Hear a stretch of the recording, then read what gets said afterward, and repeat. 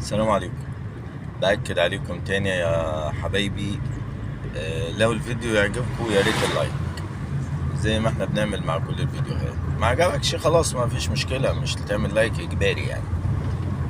الحاجة التانية انا تجاربي بحاول اختصرها في شورتات علشان ما ضيعش وقتكم وما ضيعش الباقة بتاعتكم. كان عندنا في الارياف وعندكم في كل حتة في الارياف كان زمان تلاقي واحد يعني عنده حالة نفسية، امراض نفسيه يعني، وكلنا مش معافيين يعني من الحالات النفسيه. بيجري كده والاطفال بيتلموا حواليه. فكان عندنا واحد اسمه احمد، هو من بلد جنبينا وكان يتردد على بلدنا من وقت للتاني. فاحمد ده كان ابيض وطويل كده ويلبس جلاليب بلدي ودمه خفيف، وكان الايقونه بتاعته انه يفضل يقول بيب بيب بيب ويعمل عربيه والعيال تقطر فيه ويجري وراه ويعمل حاله كده. فحصل موقف ان احمد ده كان في مركز مدينه يعني اقرب مدينه لبلدنا يوم السوق الكبير بتاعها، واحمد حاطط عبايه على كتفه ولابس جلابيه بلدي ولابس شوز لميع وشكله تاجر يعني.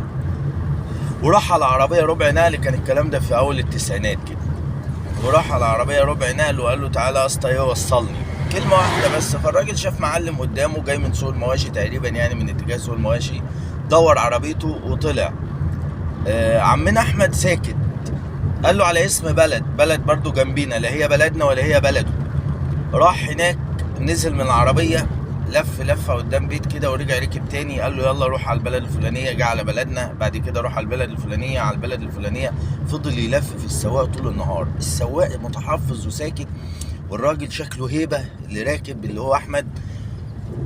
وبعدين آخر المطاف خدوا على بلدهم الأساسية وقام نزل من. وبعدين السواق لما وصل هناك قال له يا عم احنا ما اتفقناش على الأجرة، انت هتدفع لي كام؟ فجأة قال له هديك 60,000 جنيه. تخيل بقى السواق اتصدم لأن الحالة بتاعت أحمد ظهرت في الوقت ده. وقام أحمد نازل من العربية، وتصادف وجود أطفال عارفينه وهو اشتغل بيب بيب بيب بيب والعيال ورا منه. الناس رأفوا بالسواق واتلموا وعرفوا الموضوع ولموا له حوالي نص الأجرة اللي تكفي يومية العربية. فربنا يسترها علينا من مصير السواق، ان احنا نتخدع في حد وفي الاخر يسيبنا ويقول بيب بيب بيب والعيال تمسك في ديله ونروح في 60 داهية.